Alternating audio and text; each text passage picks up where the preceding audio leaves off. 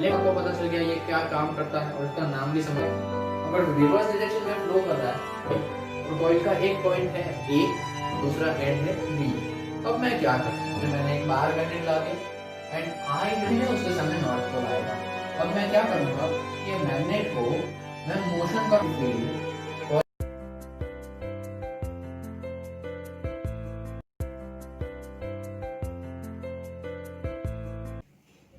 Hello friends, welcome to the new video lecture of our chapter named Magnetic Effects of Electric Current. Okay, I must tell you that this topic that we will study in this video is the most important topic, okay, related to electricity and magnetism.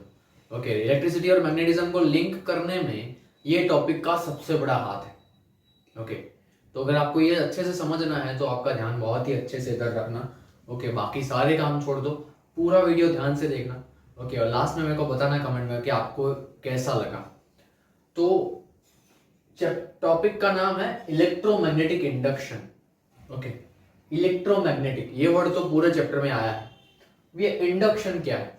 Okay, induction करना, induce करना, हिंदी में बोले तो प्रेरणा देना। क्या? प्रेरणा मतलब कि for example अगर आप एग्जाम के टाइम पे पढ़ रहे हो और आपका फ्रेंड बोल रहा है कि यार मेरे को कुछ याद नहीं आ रहा है या कुछ याद नहीं रह रहा है, पढ़ने का मन नहीं कर रहा है, तो आप उसको थोड़ा बहुत मोटिवेट करते हो और आपके कारण उसके दिमाग में भी जोश आ जाता है और वो भी पढ़ने बैठ जाता है।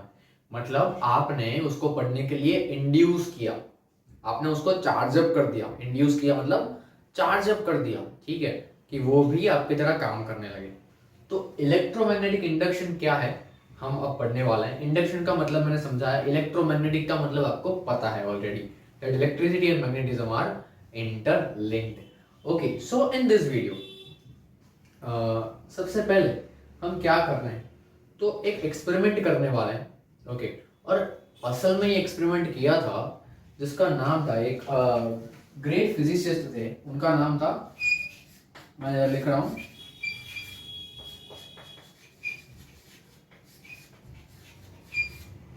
Michael Faraday. Okay, Michael Faraday ने एक एक्सपेरिमेंट किया था बहुत सालों पहले। ओके, और माइकल फैराडे का नाम इलेक्ट्रिसिटी और मैग्नेटिज्म को लिंक करने में बहुत ही आगे है और इन्होंने ये इलेक्ट्रोमैग्नेटिक इंडक्शन का कंसेप्ट दिया था और ये इतना ज़्यादा हेल्पफुल रहा है हमको कि आप सोच भी नहीं सकते। ओके, और बहुत सारी चीज़ों में ऑलरेडी हम इसको यूज में ले रहे हैं पर हमको पता नहीं है क्योंकि हमने इसके बारे में पढ़ा नहीं है। So let's start. So Michael Faraday ने क्या किया था, उन्होंने सोचा, अब हमने चैप्टर के शुरुआत में क्या पढ़ा था, that if there is a conductor you are applying the electric source, battery, ठीक है, आप कंडक्टर को एक बैटरी अप्लाई करते हो, कनेक्ट करते हो और स्विच ऑन करते हो, तो क्या होगा कि इस कंडक्टर में से इलेक्ट्रिसिटी पास होगा, इलेक्ट्रिक करंट पास होगा and it will behave as a magnet. ठीक है, ये पढ़ा था हमने कि अगर इलेक्ट्रिक करंट किसी चीज में से पास होता है तो वो ऑब्जेक्ट मैग्नेट की तरह बिहेव करेगा, अपने मैग्नेटिक फील्ड लाइंस भी बनाएगा, मैग्नेटिक फील्ड का एरिया भी उसका होगा। ठीक है, कब तक? जब तक उसके अंदर इलेक्ट्रिक करंट फ्लो कर रहा है तब तक।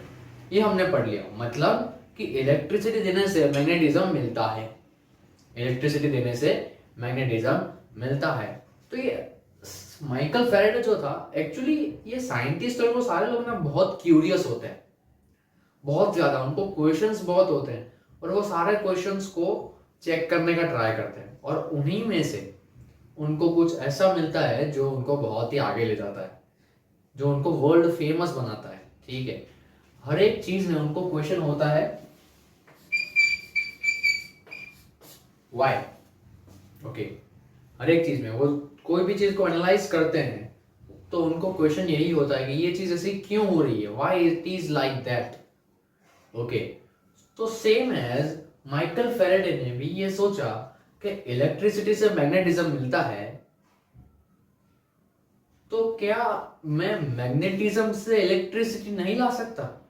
अगर आप सोचो कि मैग्नेटिज्म, मैग्नेट तो फ्री है हमारे पास, already we have permanent magnets, तो अगर मैग्नेट को मैं कुछ ऐसा करूं जिससे इलेक्ट्रिसिटी जनरेट हो जाए तो बहुत ही फायदा होगा।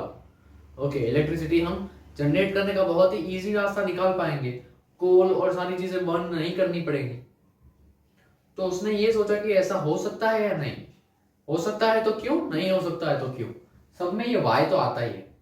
तो माइकल फैराडे ने सोचा कि चलो एक एक्सपेरिमेंट करते हैं और चेक करते हैं कि मैग्नेटिज्म लाने से इलेक्ट्रिसिटी मिलता है या नहीं। ओके, तो चलो चेक करते हैं। तो एक्सपेरिमेंट में क्या था, उन्होंने एक पाइप लिया, हॉलो पाइप, जिसको हमने इलेक्ट्रिक मोटर में क्या बोला था, एक्सेल। ओके, ऐसा एक एक्सेल, बट ध्यान वो रखना था कि उसका जो मटेरियल था वो नॉन कंडक्टिंग होना चाहिए, मतलब उसमें से इलेक्ट्रिसिटी पास नहीं होना चाहिए। तो उसने एक ऐसा होलो सिलेंडर लिया, उसके ऊपर वायर बाउंड कर दिया, कॉपर वायर बाउंड किया, और वो कॉपर वायर को कनेक्ट किया है एक मीटर से, जिसको बोला गया है, इसका नाम है, मैं इधर लिख रहा हूँ, आप पढ़ सकते हो, और मैं बोलूंगा भी, आप सुन सकते हो, दैट इज गैल्वेनोमीटर। ओके, जो ये मीटर का नाम है वो है गैल्वेनोमीटर। और वो काम क्या करता है, गैल्वेनोमीटर चेक करता है presence of electricity. Okay, galvanometer का काम क्या है, चेक करना कि there is presence of electricity और नॉट, इलेक्ट्रिक करंट फ्लो कर रहा है या नहीं, इलेक्ट्रिसिटी की प्रेजेंस चेक करनी है तो गैल्वेनोमीटर यूज किया जा सकता है। ओके, तो इसका पर्पस आपको पता चल गया, ये क्या काम करता है, और इसका नाम भी समझ आ गया। हमने क्या किया है, एक होलो सिलेंडर लिया है, उसके ऊपर कॉपर वायर को बाउंड कर दिया और उसके दोनों एंड्स को लगा दिया है गैल्वेनोमीटर के दो टर्मिनल्स के साथ। ओके, अब ये गैल्वेनोमीटर कैसा होता है मैं आपको बताता हूँ। Let me draw it here. उसका जो स्क्रीन है उसमें 0 1 2 3 4 -1 -2 -3 -4 ऐसा कुछ उसका मीटर है, और उसका जो इंडिकेशन का जो पॉइंटर है वो इधर 0 पे होता है। ओके, अगर कोई इलेक्ट्रिक करंट या इलेक्ट्रिसिटी सेंस होती है इसको, तो इस डायरेक्शन में जाएगा। मतलब कि ये डायरेक्शन कैसे, ये 1 2 3 4, ये -1 2 3 4, एक्चुअली ये डिपेंड करता है कि करंट कौन सी डायरेक्शन में फ्लो कर रहा है। ओके, नॉर्मल डायरेक्शन में फ्लो कर रहा है, जैसे हर टाइम करता है, तो वो राइट साइड डिफ्लेक्शन करेगा। अगर रिवर्स डायरेक्शन में फ्लो कर रहा है तो वो लेफ्ट साइड डिफ्लेक्शन देगा। There is not minus current, ये -4 मतलब -4 करंट नहीं होता, minus sign just indicate that the reverse direction and plus sign indicate the right direction. Okay, so ये कुछ गैल्वेनोमीटर का स्क्रीन है और वो ऑलरेडी 0 पे होता है, बस उसको कुछ प्रेजेंट मिलता है कि इधर इलेक्ट्रिसिटी है, तो कितने अमाउंट में है उस हिसाब से वो डिफ्लेक्शन दिखाएगा। एक्चुअली शायद ये 1 2 3 4 भी नहीं, इधर प्लस साइन हो सकता है, माइनस भी, अलग अलग तरह के गैल्वेनोमीटर्स आते हैं, ठीक है। बट इसमें इंपॉर्टेंट है कि डिफ्लेक्शन आना, अगर डिफ्लेक्शन कोई भी डायरेक्शन में आ रहा है that means there is the presence of electricity. तो ये समझ लिया इतना। इसके ये जो पूरा कॉइल है, ओके, अब वायर को बाउंड करते हो तो सिंगल नहीं बहुत सारे टर्न्स बनेंगे, बहुत सारे टर्न्स का वायर है तो उसको बोलते हैं कॉइल, और कॉइल का एक पॉइंट है ए, दूसरा एंड है बी। अब मैं क्या कर रहा हूँ, अभी मैंने इधर कोई बैटरी नहीं लगाया है, ये वायर को मैं टच करूँ तो भी चलेगा क्योंकि वहां पे इलेक्ट्रिसिटी अभी नहीं है और गैल्वेनोमीटर अभी 0 पे है। Okay, let me right it here, 0। अब मैं क्या कर रहा हूँ, I have a bar magnet, मेरे पास एक बार मैग्नेट है जिसका एन पोल है और एस पोल है। ओके, वो सब मैग्नेट में होता है। तो मैं एक काम ये कर रहा हूं कि मैं ये मैग्नेट को लेके उसके बी एंड जो है, बी एंड के सामने नॉर्थ पोल आना चाहिए। कैसे, कॉइल का जो बी एंड है उसके सामने नॉर्थ पोल आना चाहिए, वैसे उसको अरेंज कर रहा हूं, और मैं ये मैग्नेट को मोशन करवा रहा हूं कुछ इस डायरेक्शन में। ओके, ध्यान रखना, मेरे साथ रहना। ओके, क्या कर रहा हूं मैं, फिर से समझा रहा हूं कि ये पूरा अरेंजमेंट है, उसके सामने मैंने एक बार मैग्नेट ला दिया and I will arrange the bar magnet in such a manner that the north pole of the magnet will be in front of the B end. Okay, जो बी एंड है उसके सामने नॉर्थ पोल आएगा। अब मैं क्या करूंगा कि ये मैग्नेट को मैं मोशन करवा रहा हूं बी एंड के साइड और इसके अंदर ले जाऊंगा, ठीक है। जैसे ही मैं इसको मोशन करवा रहा हूं उस टाइम पे ये गैल्वेनोमीटर एक डिफ्लेक्शन दिखा है। ओके, राइट साइड गया और तुरंत वापस आ गया 0 पे। अगेन क्या हुआ, जब बार मैग्नेट को मैं इसके नजदीक लाया उस टाइम पे गैल्वेनोमीटर ने 0 से राइट साइड डिफ्लेक्शन किया, राइट साइड जाके वो वापस आ गया। फिर अंदर से मैं मैग्नेट को बाहर ले गया, तो अगेन 0 से वो लेफ्ट साइड गया, फिर वापस आ गया। और 2-3 बार ट्राई किया कि अंदर ले गया तो राइट साइड और वापस 0, अंदर से बाहर लाया तो लेफ्ट साइड वापस 0। तो माइकल फेरेडे ऐसा बहुत बार ट्राई किया और वो डिप्रेस हो गया थोड़ा कि ये राइट साइड रहता क्यों नहीं है या लेफ्ट साइड रहता क्यों नहीं है। ठीक है, क्योंकि अब सोचो कि डिफ्लेक्शन आया प्लस की साइड, अगर वहां पे रहता है इट मींस कि इलेक्ट्रिसिटी रहती है, इलेक्ट्रिसिटी प्रेजेंट है, बट वो 1 सेकंड के लिए रह के वापस 0 हो जाती है। अगेन रिवर्स डायरेक्शन में भी 1 सेकंड के लिए वापस 0 हो जाती है। मतलब जिस सेकंड डिफ्लेक्शन गया था उस टाइम पे ये कॉइल के अंदर करंट फ्लो हुआ था, उतने टाइम के लिए ही। जैसे ही 0 हो गया करंट खत्म, वापस ये रिवर्स डायरेक्शन में गया, करंट फ्लो हुआ सिर्फ 1 माइक्रो सेकंड के लिए या सेकंड के लिए, और वापस 0 आ गया, करंट 0। ठीक है, तो माइकल फेरेडे ने बहुत बार ये ट्राई किया, ये एक्सपेरिमेंट अलग अलग तरीके से करता रहा, और उसको यही रिजल्ट हर बार मिल रहा था। ओके, तो वो थोड़ा डिप्रेस हो गया कि यार ये हो नहीं रहा है। अब आपको पता हो तो कई बार क्या होता है, जब हम फ्री बैठे होते हैं ना, तो किसी भी चीज को अनकॉन्शियसली ही वो काम करते रहते हैं। जैसे वो पेन आता है वो पॉइंटर वाला, ठीक है, तो वो पॉइंटर पेन को कई बार हम बैठे बैठे ऐसे ऐसे करते रहते हैं। या तो ढक्कन वाला पेन है तो उसको निकालेंगे वापस लगाएंगे, निकालेंगे वापस लगाएंगे। ये चीजें हम ये काम करते हैं अनकॉन्शियसली। ठीक है, तो ये चीजें ह्यूमंस ही करते हैं। Michael Faraday was also a human. तो वो सोच रहा था कि अब क्या किया जाए, ये एक्सपेरिमेंट में आगे क्या किया जाए। ओके, तो वो बस अगेन वही एक्सपेरिमेंट को दोहरा रहा था और कुछ सोच रहा था कि मैं कहाँ गलती कर रहा हूँ या मेरे से क्या मिस हो रहा है कि वापस 0 हो जाता है। और वो सोचते सोचते माइकल फैराडे मैग्नेट को इसके नजदीक ले जाता था, दूर लाता था, नजदीक ले जाता, दूर लाता था। ये फटाफट कर रहा था। ठीक है, कॉइल एक हाथ में था, दूसरे हाथ में ये था, तो नजदीक ले जाता था, दूर ले जाता था। तो वो ये अनकॉन्शियसली कर रहा था। तो उस टाइम पे अचानक उसने नोटिस किया कि जिस टाइम पे मैं इसको अंदर ले जाता हूं उतने सेकंड के लिए ये डिफ्लेक्ट करता है, फिर अंदर भले ही पड़ा रहे 0 ही रहेगा। जब मैं बाहर लाता हूं उस टाइम पे ये डिफ्लेक्ट करता है, फिर भले ही बाहर 0 रहे। तो इसका मतलब कुछ ये हुआ कि ये मैग्नेट जो है उसका मैग्नेटिक फील्ड तो होगा। ओके, तो ये मैग्नेटिक फील्ड इस कॉइल के अंदर जब चेंज होता है, ध्यान रखना, इस कॉइल के अंदर जब चेंज होता है, इधर 2 पोजीशंस है, मैं आपको ड्रॉ करके समझाता हूं। ठीक है,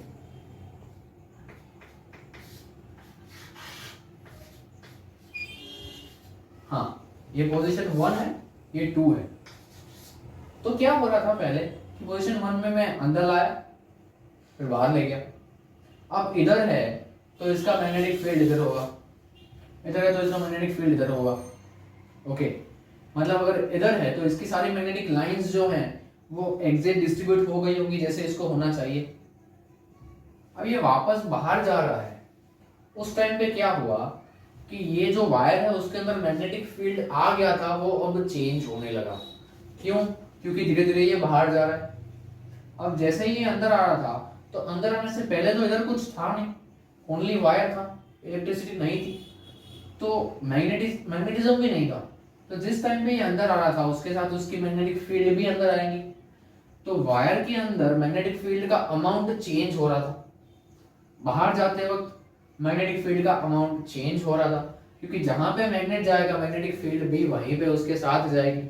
ओके, वापस भी उसके साथ आएगी, जाएगी भी उसके साथ, वापस भी उसके साथ। ओके, तो हुआ ये कि उसको ध्यान गया दैट जिस टाइम पे मैग्नेटिक फील्ड कॉइल के अंदर चेंज होता है, मैग्नेटिक फील्ड का अमाउंट कॉइल के अंदर चेंज होता है, वो चेंज होने के कारण ये डिफ्लेक्शन दिखा रहा है। ओके, वो मैग्नेटिक फील्ड चेंज होने के कारण, मतलब मेरे को कॉइल को मैग्नेटिक फील्ड देते रहना है वैसा नहीं है। मैग्नेटिक फील्ड कॉइल के अंदर चेंज करते रहना है, वो चेंज के कारण इलेक्ट्रिसिटी मेरे को मिलेगा। ओके, क्योंकि गैल्वेनोमीटर तो भले लेफ्ट या राइट कोई भी डिफ्लेक्शन दिखाए, बट उसका deflection indicates that there is electricity.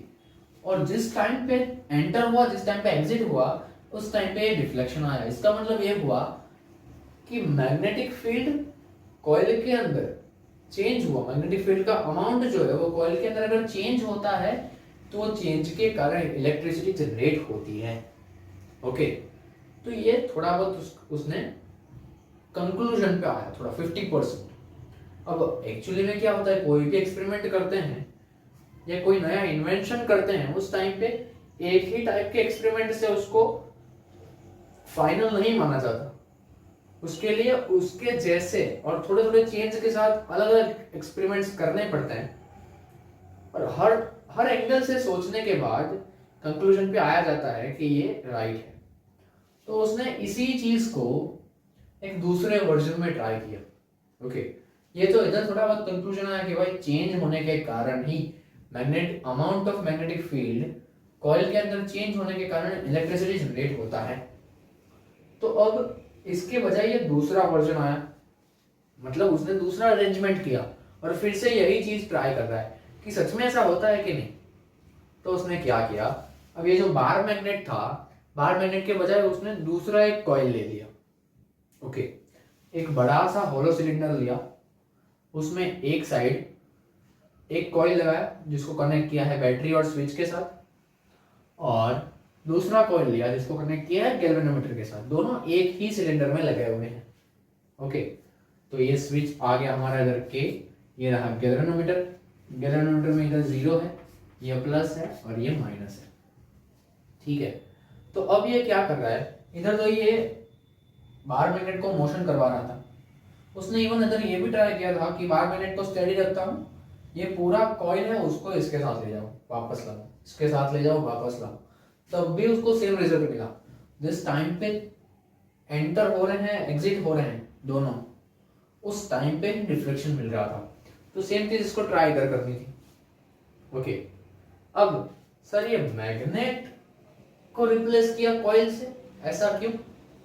अब आप याद करो कि जब भी कोई भी वायर के अंदर, कोई भी कंडक्टर के अंदर करंट फ्लो होता है तो वो एज अ मैग्नेट बिहेव करता है, और मैग्नेट भी कौन सा, इलेक्ट्रोमैग्नेट। ओके, तो इसने नॉर्मल वाले मैग्नेट के बजाय इलेक्ट्रोमैग्नेट क्रिएट किया। मतलब जब भी वो स्विच ऑन करेगा इसके अंदर करंट फ्लो होगा and this coil will behave as electromagnet, और उसका खुद का मैग्नेटिक फील्ड भी होगा, उसकी खुद की मैग्नेटिक फील्ड लाइंस भी होंगी। ओके, सो उसने ऐसा ट्राई किया। ओके, तो अब इसमें क्या हो रहा है, इसमें कोई भी मोशन नहीं कर रहा है,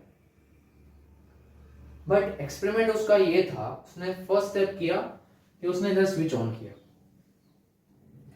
जैसे ही इसका स्विच ऑन हुआ क्या होगा, this coil 1 will be behave as electromagnet and it creates its own magnetic field। ठीक है, वो अपना खुद का मैग्नेटिक फील्ड क्रिएट करेगा, उसकी मैग्नेटिक फील्ड लाइंस भी होंगी। तो जैसे ही स्विच ऑन हुआ इसका मैग्नेटिक फील्ड क्रिएट हो गया, मैग्नेटिक फील्ड लाइंस हो गई, और वो सारी किसको लिंक कर रही थी, कॉइल 2 को। और कॉइल 2 को लिंक किया, जिस टाइम पे स्विच ऑन हुआ उस टाइम पे डिफ्लेक्शन आया पॉजिटिव, फिर जितना स्पीड में डिफ्लेक्शन पॉजिटिव गया उतने ही स्पीड में वापस 0 हो गया। अब वापस 0, तो फैराडे ने क्या किया, अब स्विच को ऑफ कर दिया। तो जैसे ही उसने ऑफ किया डिफ्लेक्शन 0 से आया नेगेटिव, वापस 0।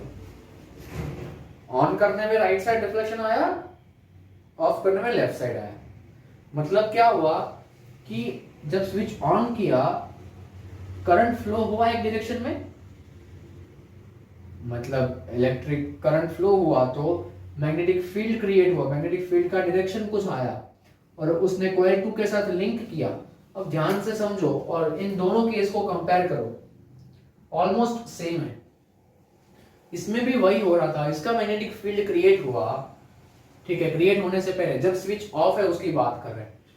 कॉइल 2 के अंदर नॉर्मल वायर है, वहां पे कोई इलेक्ट्रिसिटी नहीं है, ना ही मैग्नेटिज्म है। ओके, इधर कोई फील्ड लाइंस अभी नहीं है जब तक ये ऑफ है। जब मैं स्विच को ऑन कर रहा हूं, इसका मैग्नेटिक फील्ड क्रिएट होता है और धीरे धीरे कॉइल 2 के अंदर जाता है, इंटरलिंक्ड होता है, मतलब धीरे धीरे उसका अमाउंट चेंज हो रहा है। कॉइल 2 के अंदर मैग्नेटिज्म या मैग्नेटिक फील्ड 0 था, 0 से बढ़ के कुछ 5 आया, 10 आया, 15 आया, मतलब चेंज हुआ। तो जिस टाइम पे चेंज हुआ उस टाइम पे ये गया 0 से पॉजिटिव, अब वो 15 मैग्नेटिक फील्ड है फॉर एग्जांपल। अब क्या होता है कि मैग्नेटिक फील्ड को मैं 0 कर रहा हूं, मतलब कि स्विच कर रहा हूं मैं ऑफ, तो मैग्नेटिक फील्ड वापस आ जाएगा और 0 हो जाएगा। वापस आया मतलब चेंज हुआ, कॉइल 2 में से मैग्नेटिक फील्ड का वैल्यू कम हुआ, इट मींस चेंज हुआ। ओके, और चेंज हुआ उस टाइम पे डिफ्लेक्शन आया नेगेटिव डायरेक्शन में। ओके, तो ये एक्सपेरिमेंट्स करके माइकल फैराडे फाइनल हो गया कि इंडक्शन मतलब मैग्नेटिज्म से भी इलेक्ट्रिसिटी को जनरेट किया जा सकता है, बट कंडीशन ये है कि मैग्नेटिक फील्ड चेंज होना चाहिए, वो चेंज होगा तभी इलेक्ट्रिसिटी जनरेट होगा। ओके, तभी इलेक्ट्रिसिटी जनरेट होगा। अब इसमें और एक चीज की जा सकती है, सोचो कि मैं इसको ऑन रखूं, ओके, जिसको मैं रखता हूं ऑन, तो इसका मैग्नेटिक फील्ड होगा। अब मैं ये पूरा अरेंजमेंट है, कॉइल 2 को मैं दूर ले जा रहा हूं, नजदीक ला रहा हूं, दूर ले जा रहा हूं, नजदीक ला रहा हूं, तो उसमें क्या होगा, हर सेकंड मैग्नेटिक फील्ड का अमाउंट चेंज होता रहेगा। ओके, तो एक बार जब मैं दूर ले जाऊंगा पॉजिटिव, वापस लाऊंगा अगेन पॉजिटिव, दूर ले जाऊंगा अगेन पॉजिटिव, वापस लाऊंगा अगेन पॉजिटिव या तो negative, depends on the currents direction. Okay, तो मैं ये कर सकता हूं कि एक चीज को स्टेडी रख के दूसरे को मूव करूं, या तो दूसरे को स्टेडी रख के पहले को मूव करूं। मेरे को तो सिर्फ मैग्नेटिक फील्ड में चेंज चाहिए। अगर चेंज हो गया तो इसके अंदर इलेक्ट्रिसिटी फ्लो करेगी और ये डिफ्लेक्शन दिखाएगा। इसका डिफ्लेक्शन मतलब इसके अंदर करंट फ्लो कर रहा है। सोचो, कोई बैटरी कनेक्टेड नहीं है, कोई सेल कनेक्टेड नहीं है, फिर भी किसी वायर के अंदर करंट फ्लो कर रहा है, तो ये तो बहुत ही अच्छा थियरी हो गया। यस, कि कोई खर्चा किए बिना आप इलेक्ट्रिसिटी जनरेट कर सकते हो। तो माइकल फैराडे ने ये किया। ओके, और इससे उसको पता चला कि ये मैग्नेटिक फील्ड की अमाउंट में चेंज करने से, बट वो मैग्नेटिक फील्ड किसी कंडक्टर के साथ कनेक्टेड, लिंक्ड, एसोसिएटेड होना चाहिए। ओके, ये मैग्नेटिक फील्ड जो था इसका कॉइल 1 का, वो कॉइल 2 के साथ एसोसिएटेड था, वो नजदीक था, तब जाके मैग्नेटिक फील्ड लाइंस उसके अंदर गई और हमने उसको मूव किया, तो वो लाइंस का अमाउंट चेंज हो रहा है थोड़ी थोड़ी देर में, और वो चेंज हमको डिफ्लेक्शन दिखा रहा है। तो माइकल फैराडे को तब जाके ठीक से समझ में आया कि एक्चुअली में कंसेप्ट क्या है और वो क्या मिस कर रहा था। देखा आपने, वो अनकॉन्शियसली ही इसको नजदीक दूर ले जा रहा था और उसमें उसका ध्यान गया। तो that is the beauty of focus. अगर आप फोकस रखते हो, सर बहुत बार बोल रहे हैं अभी अभी कि ध्यान रखना, नहीं तो समझ नहीं आएगा, ध्यान रखना, क्योंकि आपका ध्यान थोड़ी देर के लिए भी कहीं और गया तो एकदम छोटी चीज के लिए भी आप एग्जाम में मुश्किल में आ जाओगे। ओके, सो इससे माइकल फैराडे को समझ आ गया कि the amount of the change of amount of magnetic field in a coil will create electric current, or we can say will create, or we can say induced current. Okay, ये current induce किया गया है, electric current क्या है, induce किया गया है, तो हम इसको इंड्यूस्ड इलेक्ट्रिक करंट भी बोल सकते हैं। बट चेंज करने के लिए किसी एक चीज का मोशन करना जरूरी है। ओके, तो क्या करेंगे हम, जैसे हमने फ्लेमिंग्स लेफ्ट हैंड रूल समझा था, इधर और एक है, Fleming's right hand rule. Okay, Fleming's right hand rule. तो ये प्लस माइनस हर बार हम ये तो नहीं देख सकते कि गैल्वेनोमीटर में कौन सी डायरेक्शन में जा रहा है। कई बार हमको खुद को तो पता होना चाहिए कि करंट कौन सी डायरेक्शन में जा रहा है, तो मैग्नेटिक फील्ड कहाँ पे होगा, मोशन कौन सी जगह से करवाना है, तो वो ज्यादा से ज्यादा इलेक्ट्रिसिटी जनरेट कर पाएगा। ओके, तो जनरली क्या हुआ कि माइकल फेराडे ने रिसर्च किया, उस टाइम पे उसको पता चला कि जो ऑब्जेक्ट है जिसको मोशन करवाना है, इसका मैग्नेटिक फील्ड है और ये कॉइल 2 है, कॉइल 2 का मैं मोशन करवाऊंगा तो मेरे को इलेक्ट्रिसिटी मिलेगा।